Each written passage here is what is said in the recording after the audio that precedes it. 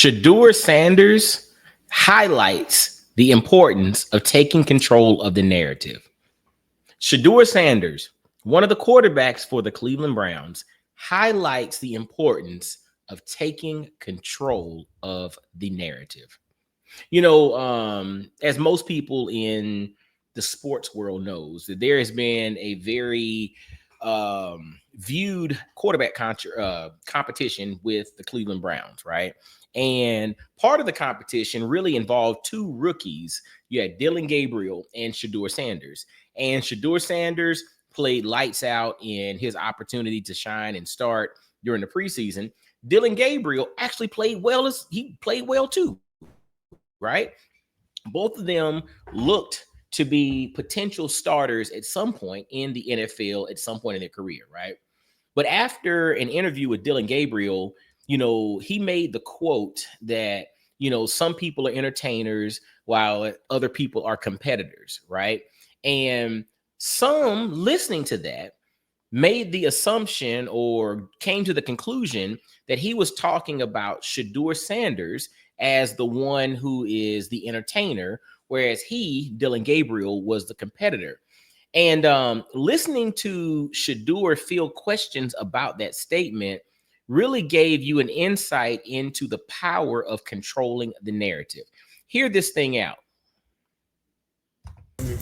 I know, the God put the ability and the power within me to not even think about nobody else's comments, not care. It is what it is. I spoke with him. He said, nah, bro, that wasn't. He said, that wasn't. He told me on the plane. He came up. He was like, nah, bro, that wasn't at you. I see how they trying to spin. I'm like, oh, all right. I'm not tripping. Regardless of whatever it was, nobody's words or anything affects me, So, yeah. So did you believe him when he told you it wasn't on you? Did I believe him? Yeah. I mean, I feel like you're trying to start stuff now. No. I feel like you're trying to start stuff. I mean, he's doing his job. He's supposed to. Do I feel like he did? I don't know. And that's not on me to sit here and be like, oh, he did it. That's not going to change my life in any way. Whether he said it or he didn't say it, whether he meant it one way or the other, it didn't matter. He said it's not going to change my life in any way, no matter what. People are going to say what they're going to say. People are going to interpret what is said the way that they want to interpret it. The thing is, you have to step up and control the narrative and put out what you need to put out. But you also have to recognize that you cannot control how people receive certain information. You can state something perfectly. You can lay it out clearly. You can articulate it in the best way possible. And somebody might take what you said completely out of context. You can't control that. But I love the fact that Shedeur Sanders said, listen, I can't control what he said. I'm here to do my job. He said what he said. We talked about it. He said it didn't mean anything and he wasn't talking to me. I get it. Right. And I think he addressed it perfectly. Regardless, if the dude was lying to him, then guess what? Who cares? It doesn't change his life either way. The whole point of it is this. You have to control your own narrative, right? And you have to realize that people are going to take what you say and or you do and interpret it in their own way, no matter what.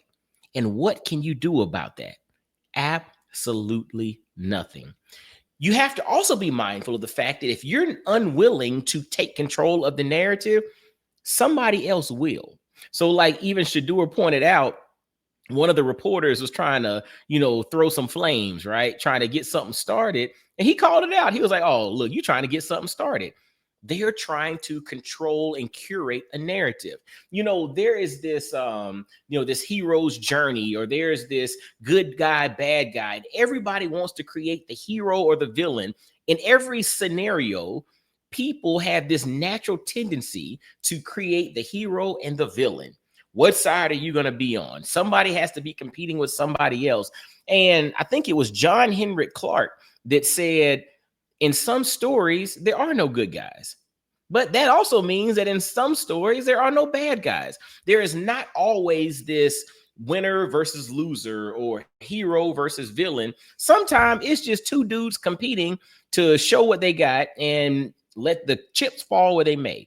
right? It's not him versus him. It's just each one of them versus the best version of themselves. But the reality is, if they allow the narrative to get, pulled out of context, and they allow the distractions to set in, now it's no longer a situation in which it's two guys looking to show their best to get playing time. It's now this guy versus this guy.